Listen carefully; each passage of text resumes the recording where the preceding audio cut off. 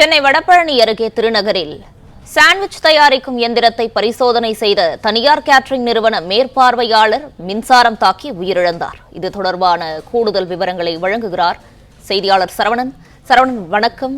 என்ன நடந்தது? இது குறித்தான முழு விவரங்களையும் வழங்கலாம். வடபழனி திருநகர்ல ஒரு தனியார் கேட்டரிங் நிறுவனம் ஒன்று இருக்கிறது, எம்விடி என்ற ஒரு கேட்டரிங் நிறுவனம். இதில் சூப்பர்வைசராக வேலை பார்த்து வந்தவர் திருநெல்வேலி மாவட்டத்தைச் சேர்ந்த விக்னேஷ் என்ற 27 வயதான இளைஞர். இவர் நேற்று இரவு அந்த கேட்டரிங் நிறுவனத்தில் இருக்கக்கூடிய சாண்ட்விச் இயந்திரம், அந்த சாண்ட்விச் இயந்திரத்துல பழுது இருந்ததாக சொல்லப்படுகிறது. எனவே அதை இயக்கி அதை பரிசோதித்துக்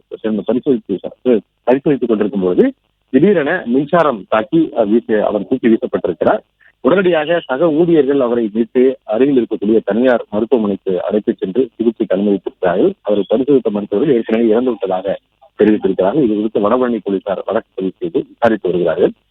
இவருடைய உடல் பிரேத பரிசோதனைக்காக சேத்தனை இஎஸ்ஐ மருத்துவமனைக்கு அனுப்பப்பட்டிருக்கிறது. இது மின்சாரம் எப்படி இதில் பாய்ந்தது, இதில் மின்னிணைப்புல எதுவும் பிரச்சனை ஏற்பட்டிருக்கிறதா என்பது குறித்தும் விசாரிக்கப்பட்டு வருவதாகவும் போலீசார் தெரிவித்திருக்கிறார்.